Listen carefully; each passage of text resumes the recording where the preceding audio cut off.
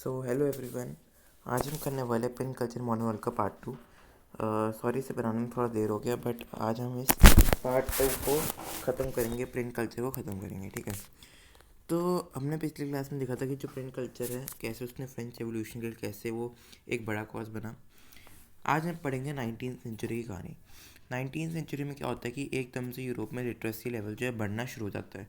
ठीक है। हाँ, लिटरेसी लेवल बढ़ना यूरोप में शुरू हो जाता है। ठीक है।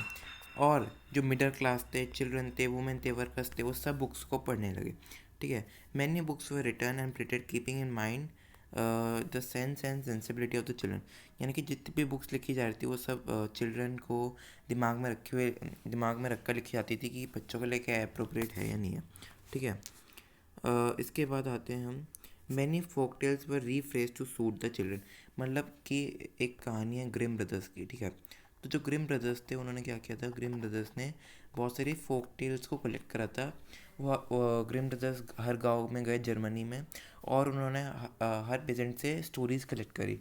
कौन सी स्टोरीज़? फोक स्टोरीज़ या फोक टेल्स कह लो। ठीक है। फिर उन फोक टेल्स को ग्रिम ब्रदर्स ने पब्लिश करा। अब कुछ चीज़ें उन फोक टेल्स में क्या होती थी, बच्चों के लिए इनएप्रोप्रिएट होती थी, और जो नोबिलिटी थी उन्हें वल्गर लगती थी। तो ऐसी चीज़ों को ग्रिम ब्रदर्स ने डिलीट कर दिया, जो इनअप्रोप्रिएट लगती थी चिल्ड्रन और रॉयल्टी के लिए, और थोड़ा सा बहुत उसमें चेंज ला के उन्होंने पब्लिश करी। तो इस तरह से मैं कह सकता हूँ जो फोक टेल्स उन्होंने एक नया फॉर्म एक्वायर करा। ठीक है। और जो वुमेन थी वो इम्पोर्टेंट लीडर्स और राइटर्स दोनों बनी। ठीक है।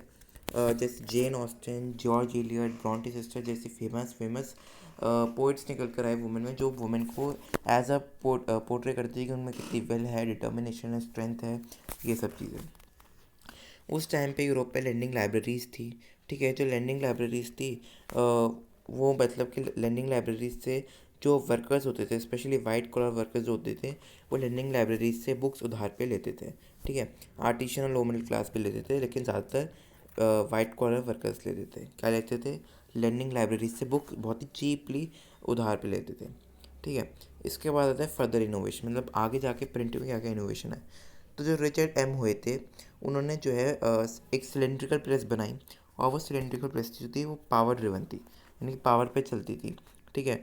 और उस सिलेंड्रिकल प्रेस से क्या हुआ कि 1 घंटे में 8,000 शीट प्रिंट होने लगी। फिर उसके बाद सिलेंड्रिकल प्रेस के बाद एक ऑफसेट प्रेस आई। उस ऑफसेट प्रेस की मदद से हम एक टाइम पे 6 कलर प्रिंट करवा सकते थे। इसके पास एक इलेक्ट्रिकली ऑपरेटेड प्रेसेस आई। ठीक है। और उन इलेक्ट्रिकली ऑपरेटेड प्रेसेस की वजह से जो प्रिंटिंग प्रोसेस था वो और जल्दी होने लगा। ठीक है। और भी इनोवेशंस आई, मतलब बहुत सारी इनोवेशंस आई थी जिसकी वजह से प्रिंट पे बहुत ज़्यादा इम्पैक्ट पड़ा, प्रिंट और जल्दी होने लगा। ठीक है। अच्छा, अब उस टाइम पे जो बुक सेलर्स होते थे और पब्लिशर होते थे, वो बहुत सारी स्ट्रेटजीज़ को अडॉप्ट करते थे बुक को सेल करने के लिए। ठीक है। जैसे पहला क्या, जितने भी पीरियोडिकल्स थे उन्होंने सीरियलाइज कर दिए इंपॉर्टेंट नॉवेल्स को। मतलब देखो, फॉर एग्जांपल एक ये बड़ी सी नॉवल है, सपोज एक नॉवल है ब्लैक ब्यूटी की। ठीक है। अब फॉर एग्जांपल उस टाइम पे अगर ब्लैक ब्यूटी को पब्लिश किया गया तो सीरियल वाइज किया गया, यानी कि black beauty part 1, black beauty part 2, black beauty part 3, black beauty part 4। इससे क्या होगा कि हर एक पार्ट के बाद ऑडियंस में क्रेज़ बढ़ता जाएगा। ठीक है। तो इस तरीके से जो इम्पोर्टेंट नॉवेल्स थे उनको सीरियलाइज कर दिया गया। ठीक है। उसके अलावा अगर आप देखोगे इंग्लैंड के अंदर शिलिंग, यानी जितने भी पॉपुलर वर्क्स होते थे, जितनी भी नॉवेल्स फेमस होती थी, उन नॉवेल्स को जो है इंग्लैंड के अंदर बहुत ही चीप मैनर में एक सीरीज़ के अंदर सेल करना शुरू कर दिया। उस सीरीज़ का नाम है शिलिंग सीरीज़। तो जब लोगों ने देखा कि भैया इतनी सारी फेमस फेमस बुक्स और नॉवेल्स जो है इतनी सस्ते में बिक रही है, 1 शिलिंग में बिक रही है, शिलिंग बेसिकली करेंसी है। तो जब यूरोपियन मिडिल क्लास और वर्कर्स ने देखा तब वो शिलिंग सीरीज से बुक खरीदने लगे। तो इससे अगेन क्या हुआ, बिक्री बढ़ी और साथ साथ लिटरेसी लेवल भी बढ़ा। डस्ट कवर या फिर बुक जैकेट का इस्तेमाल होने लगा। बुक जैकेट यानी जो बुक का कवर होता है। ठीक है। अच्छा, अब जब ग्रेट डिप्रेशन था उस टाइम पे जो है बिक्री बिल्कुल कम हो गई थी बुक सेलर्स की। अब उन्हें सस्टेन तो करना था, उन्हें पैसा तो कमाना था। तो उन्होंने चीप पेपर बैग एडिशंस को इंट्रोड्यूस किया। चीप पेपर बैग एडिशन मतलब कि बहुत ही थिन बुक्स को, पहले जहाँ वो मोटी बुक्स पब्लिश कर देते हैं, अब उन्होंने बुक्स को पतली कर दी। इससे क्या होगा, अब पतली बुक होगी तो उनका पैसा बचेगा, और उन पतली बुक्स को, उन चीप पेपर बैक एडिशंस को उन्होंने जो है लोगों में बहुत सस्ते सस्ते में बेचा, जिसकी वजह से लोग जो है ग्रेट डिप्रेशन के वक्त बुक्स को पढ़ पाए, क्योंकि बहुत सस्ती उन्होंने बहुत सस्ते में बेचा, बहुत सस्ते में, जिसकी वजह से लोग जो है ना खरीद पाए। और उससे क्या हुआ कि उस ग्रेट डिप्रेशन में भी जो पब्लिशर्स था और बुक सेलर्स था उनका धंधा चलता रहा। इसके बाद ये देखो डस्ट कवर की ऐसी फोटो है। अच्छा, अब आते हैं इंडिया। तो इंडिया में प्रिंट कब आया? तो इंडिया में प्रिंट आया था मिड 16th सेंचुरी में, और कौन लेकर आया था? Portuguese missionaries. तो पोर्टुगीज़ मिशनरीज थे वो गोवा के अंदर, उन्होंने मिड 16th सेंचुरी में प्रिंटिंग को लेकर आए। ठीक है, ऑफ कोर्स ये बात है, गोवा में सबसे पहली प्रिंटिंग प्रेस लगी थी, तो उसकी वजह से सबसे पहली बुक प्रिंट हुई थी वो सबसे पहले कोंकणी लैंग्वेज में थी। कोंकणी बेसिकली गोवा की नेटिव लैंग्वेज है। तो सबसे पहले प्रिंटिंग प्रेस कहाँ लगी थी? गोवा में लगी थी, जिसकी वजह से सबसे पहली लैंग्वेज की बुक जो इंडिया में पब्लिश हुई थी वो कोंकणी लैंग्वेज की थी, यानी कि गोवा की लैंग्वेज की थी। ठीक है, किसने की थी? पोर्टुगीज़ मिशनरीज ने। ठीक है, अबाउट 50 बुक्स, 50 बुक जो है कोंकणी और कन्नाड़ा, ये कनारा मतलब कि कन्नड़, कनारा यानी कि कन्नाड़ा, कन्नड़ लैंग्वेज में और कोंकणी लैंग्वेज में टोटल 50 बुक पब्लिश हुई। जो कैथोलिक प्रीस्ट थे उन्होंने पहली तमिल बुक पब्लिश करी और पहली मलयालम बुक पब्लिश करी। ठीक है, इसके बाद आते हैं, अच्छा 1780 में जेम्स ऑगस्टस सीकी ने जो है बंगाल गैजेट क्या एक वीकली न्यूज़पेपर है, वीकली मैगजीन है। तो 1780 में, एक सेकेंड, 1780 में जेम्स ऑगस्टस सीकी ने थे, उन्होंने जो बंगाल गैजेट को एडिट करा। बंगाल गैजेट एक वीकली मैगजीन थी। ठीक है, और सबसे पहला वीकली इंडियन न्यूज़पेपर किसने पब्लिश करा था? गंगाधर भट्टाचार्य ने। ठीक है, ये आपको ये सब चीज़ें याद रखनी है। तो जो जेम्स ऑगस्टा सीकी थे उन्होंने एक वीकली मैगजीन को एडिट करा जिसका नाम था बंगाल गैजेट। ठीक है, और जो गंगाधर भट्टाचार्य जी थे उन्होंने जो फर्स्ट वीकली इंडियन न्यूज़पेपर था वो गंगाधर भट्टाचार्य लेकर आए थे। अब जेम्स ऑगस्टा सीकी से गलती हो गई, मतलब कि देखो वो बंगाल गैजेट को एडिट तो कर रहे थे, लेकिन उनसे गलती हो गई, उन्होंने बंगाल गैजेट में जो है कंपनी के सीनियर ऑफिशियल्स की जो बहुत ही सीक्रेट बातें थी वो भी पब्लिश कर दी। अब सीक्रेट बातें थी, अगर आपने उन सीक्रेट बातों के गॉसिप्स को पब्लिश कर दिया, ठीक है, तो ऑफकोर्स ये बात है कंपनी थोड़ा ना चुप बैठी को गुस्सा हो जाएगी, क्योंकि बिना उनसे पूछे परमिशन लिए उनके इतने इंपॉर्टेंट गॉसिप्स को और बातों को शेयर कर दिया पब्लिक में आपने। तो इसके अपराध में जो उस टाइम के गवर्नर जनरल थे वॉरेन हेस्टिंग्स, उन्होंने जो है हिकी को यानी जेम्स ऑगस्टस हिकी को परसिक्यूट यानी एग्जीक्यूट करवा दिया। ठीक है, किसने करा था? वॉरेन हेस्टिंग्स ने। नाम आपने सुना होगा 6th-7th क्लास में। ठीक है, so Warren Hastings encourage the publication of the officially sanctioned newspaper to protect the image of colonial government.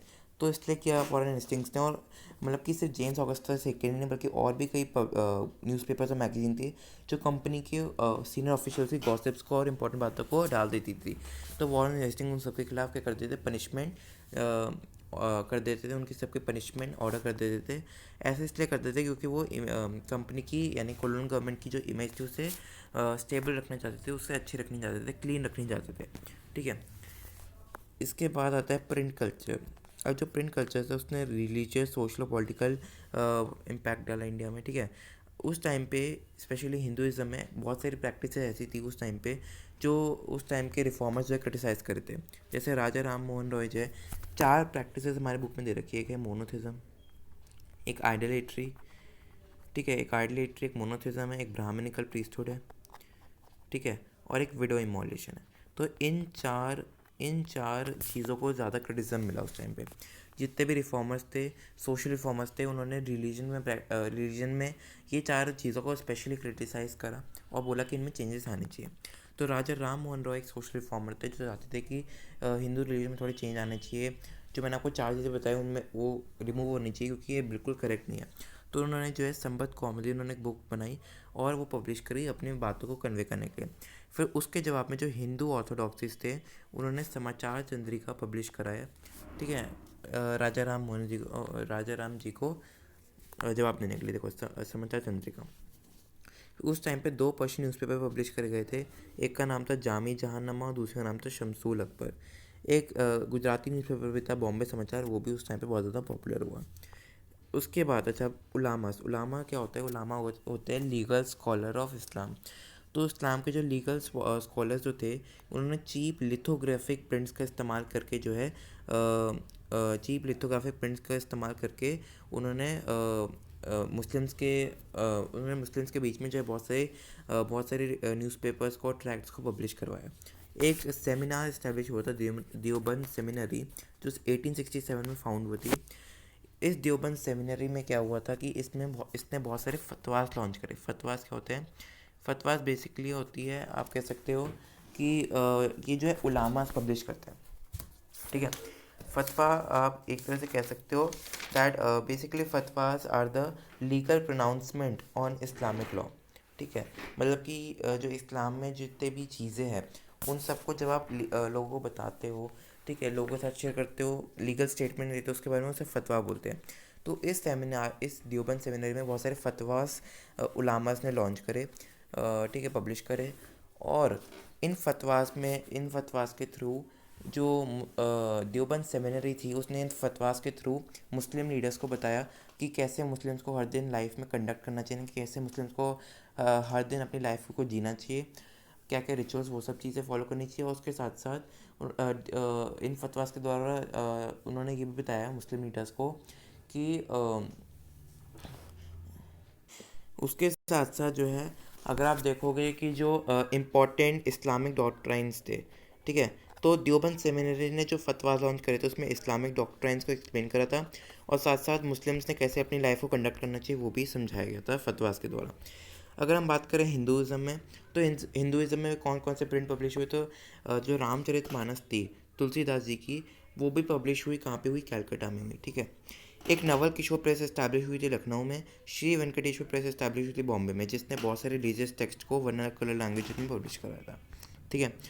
अब इसके बाद जो प्रिंट जो थे उसने कॉमन मासेस के प्रति जो रिलीजियस टेक्स्ट, अब उस टाइम पे रिलीजियस टेक्स्ट जो है बहुत ही कम नंबर में होते थे, पर जब प्रिंट आया तब प्रिंट के मैसेज सारे की कॉपी जो है लोगों में डिस्ट्रीब्यूट होने लगी, जिसकी वजह से जो लोग थे वो पहले जो लोग होते थे वो राजा महाराजा से, चर्च से, ठीक है, और पुजारी लोगों से, इन सब से जो है ज्ञान लेते थे जो भी रिलीजियस टेक्स्ट में लिखा होता था, क्योंकि उस टाइम में लिटरेसी भी नहीं थी और उनके पास इतना पैसा भी नहीं था कि वो अफोर्ड कर सकें।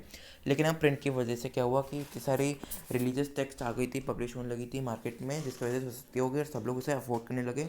और इस बार जो लिटरेसी लेवल भी बढ़ रहा था तो लोग जो है खुद पढ़ भी रहे थे, ठीक है। तो जब लोगों ने खुद पढ़ा रिलीजियस टेक्स्ट को तो पॉलिटिकल डिबेट शुरू हो गई, ठीक है। और it also help in connecting the people from various parts of India, यानी कि प्रिंट की मदद से जो लोग थे, प्रिंट की मदद से जो है जो न्यूज़ थी वो इंडिया के हर एक कोने तक पहुंच रही थी, जिसकी वजह से लोग जो है कनेक्ट भी हो रहे थे। New forms of publication. Initially people got to read the novels which were written by European writers. पहले जो लोग थे वो यूरोपियन राइटर्स की नॉवेल्स को ज़्यादा पढ़ते थे, but people could not relate to those novels, क्योंकि भाई वो बाहर की लैंग्वेज है, बाहर की कल्चर है, तो लोग रिलेट नहीं कर पाते थे, ठीक है, क्योंकि वो यूरोप की थी। Many writers emerge who begin to write in Indian context. लेकिन तभी क्या हुआ कि अब ऑफ कोर्स ये बात है, जब पहले बुक्स आई तब इंडियन राइटर्स उतने नंबर में थे नहीं, यूरोपियन राइटर्स थे, तो लोग यूरोपियन राइटर्स की लिखी हुई बुक्स को पढ़ते थे, लेकिन उसमें यूरोपियन कल्चर होता था तो उन्हें कुछ समझ नहीं आता था, वो रिलेट नहीं कर पाते थे। फिर जब इंडियन राइटर्स उभर कर आए, इंडियन राइटर्स लिखना शुरू करा, और जब लोग इंडियन राइटर्स की बुक्स को खरीदने लगे तब वो रिलेट करने लगे, ठीक है। पीपल कुड को relate with the theme and character. अब देखो, अब इंडिया के जैसे फॉर एग्जांपल यूरोप में तो जिम, कैन ऐसे कैरेक्टर्स को बोला होगा, ठीक है। लेकिन इंडियन कॉन्टेक्स्ट में आप देखो कि राजू, श्याम ऐसे ऐसे कैरेक्टर्स का नाम लेते हैं, तो इससे क्या होगा, लोग जो है थोड़ा कोरिलेट ज़्यादा कर पाएंगे, ठीक है। Many other new forms of writing also came into region like lyrics, short stories, essays, social political matters, तो ये सब चीज़ें भी आई, ठीक है। अच्छा, अब एक विजुअल कल्चर मतलब कि पेंटिंग्स। अब उस टाइम पे पेंटिंग्स भी आने लगी थी, पेंटिंग्स का भी प्रिंट शुरू हो गया था, सिर्फ बुक्स का नहीं बल्कि प्रिंटिंग पेंटिंग्स का भी प्रिंट शुरू हो रहा था, ठीक है। और उसमें सबसे एक बहुत ही बड़े पेंटर उस टाइम पे थे राजा रवि वर्मा, जिसकी एक मिनट शायद से आगे होगी फ़ोटो, हाँ, वर्क्स बाय राजा रवि वर्मा, तो आप यही देख सकते हो। एनसीईआरटी में भी आप देखोगे एक पिक्चर है, उसे भी अच्छे से देख लेना, इस बार के सैम्पल पेपर में आई थी। तो राजा रवि वर्मा एक बहुत ही फेमस पेंटर थे, और उनकी जो इमेजेस थी, जो भी उन्होंने पेंटिंग्स बनाई थी, वो बहुत ही मास सर्कुलेट हुई थी, ठीक है।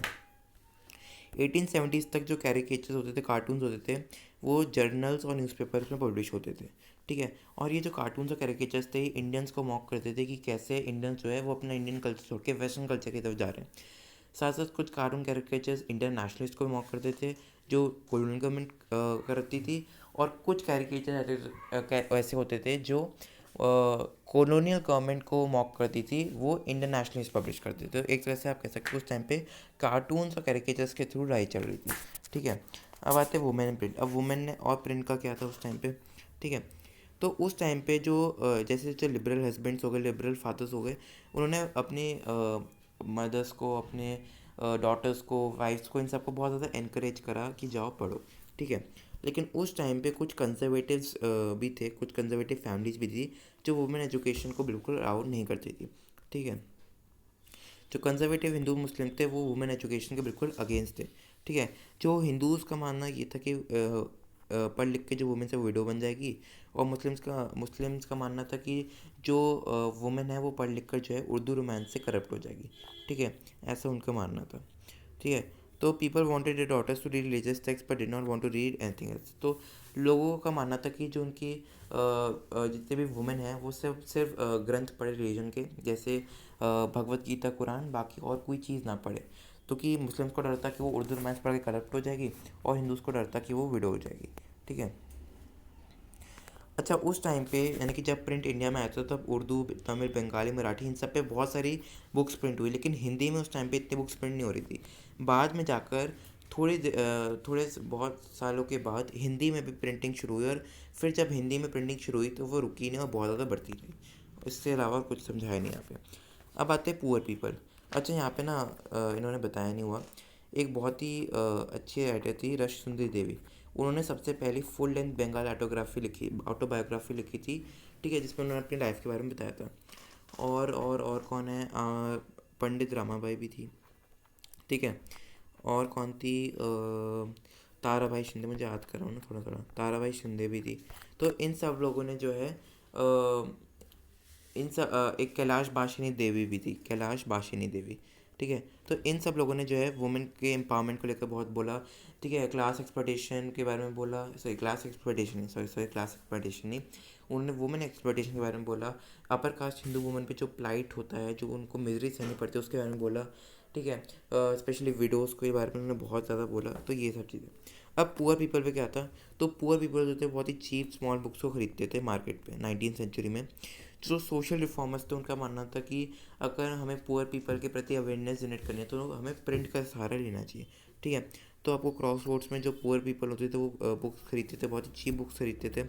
पब्लिक लाइब्रेरीज और लैंडिंग लाइब्रेरीज थी, जिससे जो लोग थे बहुत ही ईजिली एक्सेस कर लेते थे पुअर पीपल बुक्स को बहुत ही सस्ते में, ठीक है। Many rich people set up library in order to exert the prestige in the areas. तो बहुत सारे रिच पीपल भी थे, जैसे इंडस्ट्रियलिस्ट हो गए, ठीक है। ये सब जो भी ब्रिटिशर्स के अंदर काम करते थे, जो रिच इंडियंस थे, उन्होंने भी जो है पब्लिक लाइब्रेरी सेटअप करना स्टार्ट कर दिया, ताकि उन्हें जो है बेसिकली उनका भी फेम बढ़े कि हाँ भैया इसने लाइब्रेरी सेटअप करी है, ठीक है।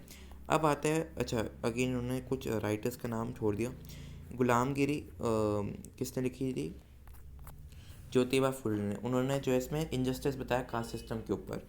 और कौन कौन थे, सोचो तो गुलामगिरी थी, और उसके अलावा अगर आप देखोगे तो छोटे और बड़े का सवाल, ये लिखी थी हमारे काशी बाबा जी ने, जिसमें उन्होंने जो है जिसमें उन्होंने कास्ट और क्लास एक्सप्लॉयटेशन को लिंक करा था। उसके अलावा डॉक्टर बी आर अम्बेडकर और रामास्वामी नायकर ने भी बहुत ज़्यादा बोला अनटचेबिलिटी के ऊपर। एक और चीज़ मैं भूल गया, वो थे स्त्री धर्म विचार जो थे वो भी एक पर्सन ने लिखे थे जिसका नाम था राम चड्ढा। तो राम चड्ढा जी जो पंजाब पे थे, उन्होंने इसके ऊपर लिखा स्त्री धर्म विचार। इसमें वो बताया कि कैसे एक वुमेन को ओबीडिएंट वाइफ होनी चाहिए। अब आते हैं प्रिंट एंड सेंसरशिप। अब क्या हुआ कि शुरू शुरू में इसमें पढ़ के बताता हूँ। Before 1798 the colonial rulers were not too concern with censorship. मतलब 1798 से पहले जो कॉलोनियल रूलर्स थे उन्हें सेंसरशिप से कोई प्रॉब्लम नहीं थी, मतलब कि उन्हें सेंसरशिप नहीं चाहिए था। वो थोड़े लिबरल एटीट्यूड था उस टाइम उन पे। मतलब वो उनका ये मानना था कि इंडियंस को जो पब्लिश करना है वो कर सकते हैं, ठीक है। Initially the control measures were directed against the English man India who were critical of company misrule. तो शुरू शुरू में जो कंट्रोल मेजर्स थे they were directed against the English man India, यानी कि इंडिया के अंदर जो इंग्लिश मैन रह रहे थे उनको उनको बहुत ज़्यादा कंट्रोल मेजर्स उन पर अडॉप्ट करा गया, ठीक है। मतलब कि जो इंडिया में रहने वाले जो लोग कंपनी को अगेंस्ट आते थे उन पर बहुत ज़्यादा एक्शन लिया गया था। 1857 के रिवोल्ट के बाद कंपनी जो है गुस्से में आ गई थी, क्योंकि मैं पता है 1857 की रिवोल्ट जो थी सबसे पहले रिवोल्ट थी ब्रिटिशर्स के खिलाफ।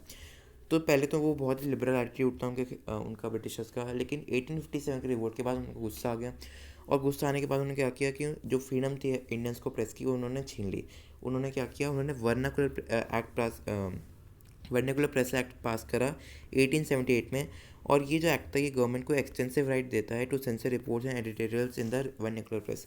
इस एक्ट के चलते जो कोलोनियल गवर्नमेंट थी उन्हें बहुत सारी पावर मिली, राइट्स मिल गई, जिसके थ्रू वो रिपोर्ट्स को और एडिटोरियल को सेंसर या फिर रिमूव कर सकते थे किसी भी न्यूज़पेपर पीरियोडिकल से, अगर उन्हें लगता था कि उनके अगेंस्ट जा रहा है, जो वर्नाकुलर प्रेसेस होते थे वहाँ पे। ठीक है, sedition in case of seditious report, seditious basically वो सेडिशन मतलब कि जो भी गवर्नमेंट के अगेंस्ट हो, अगर उन्हें लगता था कि कोई रिपोर्ट है एडिटोरियल जो है गवर्नमेंट के अगेंस्ट जा रहा है, तो क्या करते थे वो न्यूज़पेपर को वार्न करते थे कि भैया तुमने हमारे खिलाफ ही छापा है, अभी इसे हटा दो वरना हम तुम्हारी कंपनी वरना हम तुम्हारे प्रेस को बंद करवा देंगे।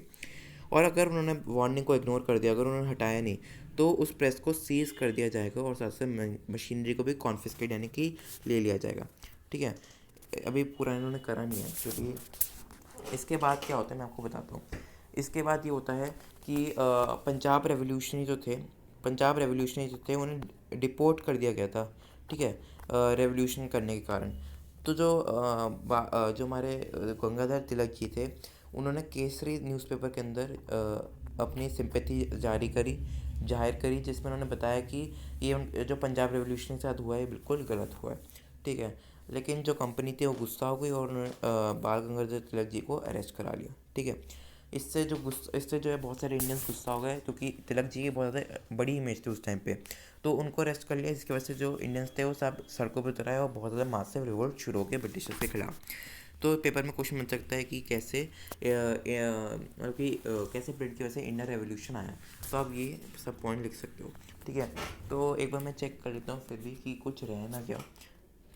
अच्छा, कुछ चीज़ें बीच बीच में थोड़ी बहुत रह गई वो मैं आपको बता देता हूँ। ठीक है, सबसे पहले एक वो रह गया, tremble therefore times of the world. ठीक है, तो जो हमारे लुइस सेबेस्टियन मर्सिया जी थे एक, उन्होंने ये दावा किया कि जो बुक्स थे वो प्रोग्रेस और इनलाइटनमेंट को ला सकते हैं और साथ साथ वो डिस्पोटिज्म और टायरनी को ख़त्म कर सकते हैं। ठीक है, और जितने भी टायरेंट्स हैं उनका ख़त्म कर सकते हैं काम। ठीक है, उसके बाद फ्रांस का तो हो गया था बिल्यू थैक्यू ब्लू।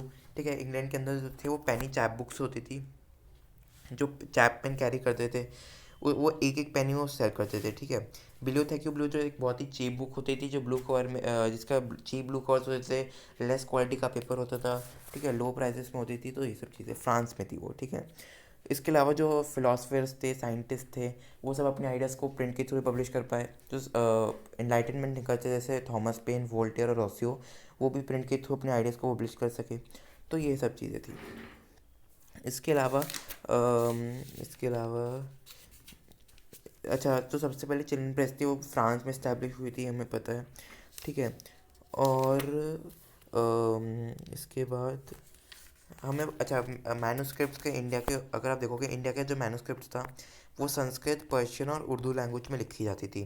ठीक है, इसके साथ साथ जो मैन्युस्क्रिप्ट्स होती थी वो पाम लीव्स पे और हैंडमेड पेपर पे कॉपी होती थी। वो बहुत ही ब्यूटीफुली इलस्ट्रेट होती थी, उन्हें वुडन कवर्स के बीच में रखते थे या फिर पेजेस को जो है उनमें छेद करके एक वो होती है ना, एक थ्रेड लेकर उसे बांध देते थे, यानी सीव कर देते थे उन्हें। ठीक है, या फिर उसके साथ साथ अच्छा एक और चीज़, जब प्रिंट आया इंडिया में गोवा में, उसके बावजूद भी मैन्युस्क्रिप्ट्स का प्रोडक्शन रुका नहीं, वो बढ़ता रहा। अच्छा, मैन्युस्क्रिप्ट्स के डिसएडवांटेजेस भी थे कि वो बहुत ही एक्सपेंसिव होते थे, फ्रजाइल होते थे, राइटिंग पढ़ी नहीं जाती थी इसकी वजह से। ठीक है, वो फ्रजाइल होते थे तो हैंडल नहीं कर सकते थे, कहीं एक जगह से दूसरी जगह लेकर नहीं जा सकते थे। उस टाइम पे बंगाल के अंदर आप देखोगे जो टीचर्स थे वो मेमोरी के बेसिस पे बच्चों को लिखवाती थी। जो जितने बच्चे थे उस टाइम पे वो बिना बुक्स के लिटरेट हुए थे। ठीक है, और उसके अलावा और इसके अलावा पेंटर्स वाला हमारा पॉइंट तो हो गया था। अच्छा, इंपॉर्टेंट राइटर्स का हमें पता है ना, रश्मि देवी ने अबर जिमॉन लिखी थी। ठीक है, कैलाश बाशिनी देवी ने भी बुक्स लिखी थी, और ताराबाई शिंदे पंडित भाई ने भी लिखी थी। फिर राम चड्ढा जी ने स्त्री धर्म विचार लिखी थी, हम सबको पता है। ठीक है, इसके अलावा ज्योतिबा फुले ने गुलामगिरी, बी आर अम्बेडकर ने और ई वी रामास्वामी नायकर ने, इन दोनों ने जो है अनटचेबिलिटी को बहुत ज़्यादा क्रिटिसाइज़ करा। और काशी बाबा ने छोटे और बड़े का सवाल लिखा। जो सुदर्शन चक्र जी थे उन्होंने सच्ची कविताएं लिखी। अगेन उन्होंने जो इसमें वर्कर्स की बारे में बताया। और उसके बाद तो हमें आई थिंक पढ़ने को सेक्टर में पता है। तो चलो ठीक है, फिर चैप्टर हमारा पूरा कंप्लीट होता है, print culture in modern world. ठीक है, so thanks for watching. Part 1 का लिंक भी डिस्क्रिप्शन में है, तो देख लेना। Till then bye bye.